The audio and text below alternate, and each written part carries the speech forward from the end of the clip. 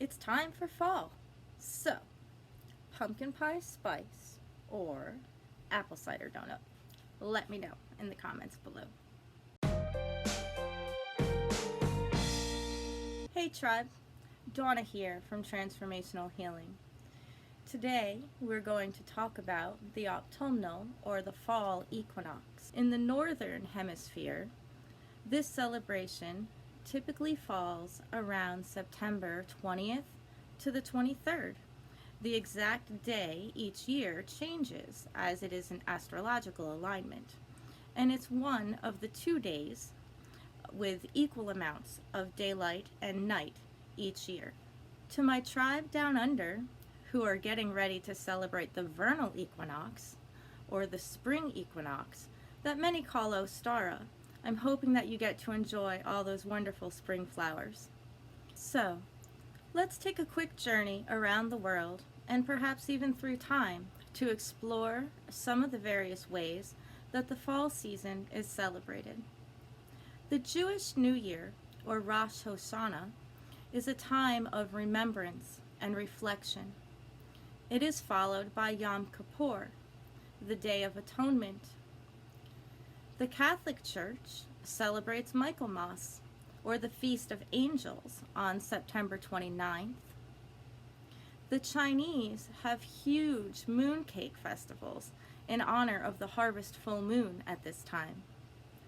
For the ancient Greeks and many neo-pagans, it is a time for Persephone, the daughter of Zeus and Demeter, to return to the underworld to live for 6 months with her husband Hades.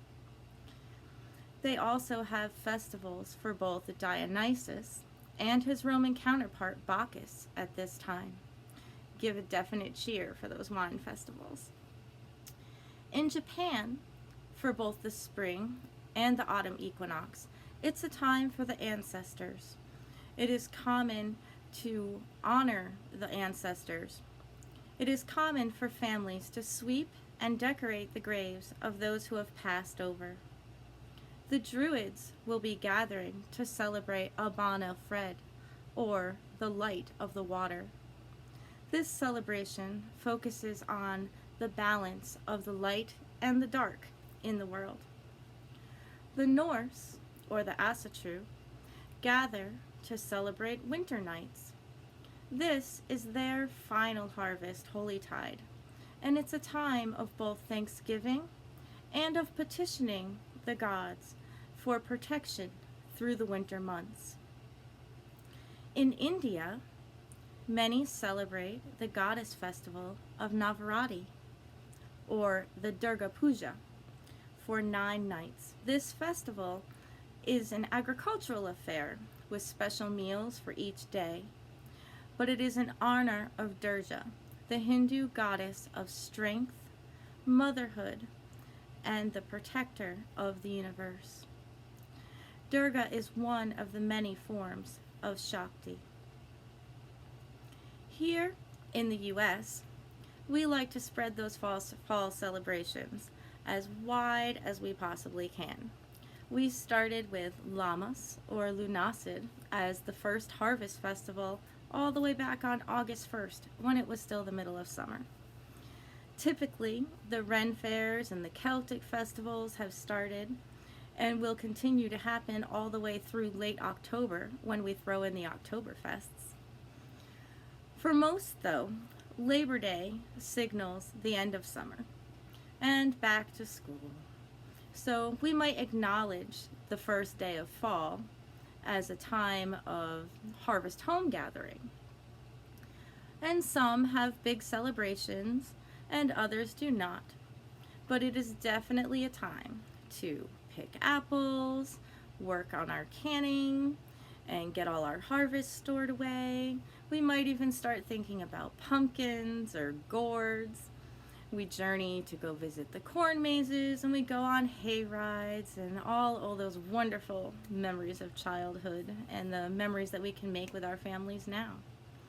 But we are so not done with all of our harvest celebrations at that time, because they continue into Samhain or Halloween and on to Thanksgiving, and that isn't even until the end of November. So most people just lump all of it together into fall. Mabon, or harvest home, or heart song celebrations are all harvest celebrations. And for most of those that follow the wheel of the year, it's technically the second of 3 harvest times. The energies of the fall equinox are all about a time of balance. It's about harvest.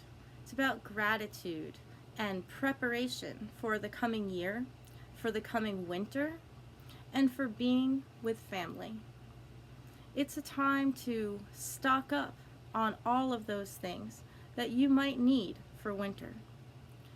You might be canning or dehydrating or freezing things from your garden or from the local farmers market. We are also spending time in reflection about our own personal balance, remembering what we have to be grateful for, and preparing ourselves for a very long winter. This year, in particular, these things might strike us with a bit more of a different chord. Do you have all the food and the herbs and the medicine that you might need? Have you started your holiday shopping extra early because of the long shipping times that are expected? Are you preparing for possibly even more times of social distancing if the virus does happen to boom back? Do you have your network set up so that you can make it through the winter mentally? How are you and your tribe celebrating and honoring this harvest time? Share some of your traditions with us in the comments below. Are some of your typical plans or celebrations being affected by COVID? Or do you usually just do something very small? Share your alternative plans too, so that you can help your fellow tribe members to flourish. And don't forget to vote on pumpkin pie, spice, or apple cider donuts too. Comment below. I recently published an article on the herbs and oils for Mabon. If you are looking for a list of the herbs and oils that are traditionally used to make incense, offering blends, and anointing oils for your celebrations, check it out. It's in the Chats with Dawna section of the website, and I'll have a link in the video description below. Just expand it for all the links that I've discussed. And I do have Mabon loose incense and anointing oils ready to go in the shop if that will make things easier for you. But you should definitely join the email tribe first to claim your 20% off coupon. You can sign up for that at transformationalhealingbydawna.com/tribe. The link is on the screen and in the description below. The email tribe really is the best way to get notifications about new videos, upcoming classes, special tribe-only flash sales, insight into new products, and getting totally spoiled by me. Because I truly love to spoil my tribe. So make sure that you like this video, subscribe to my channel, and I have lots of exciting things in store for you that you will not want to miss. Next week, we'll be discussing how to make the most of the new moon energies. So see you next Thursday, and many blessings. Oh, and totally apple cider donuts for me.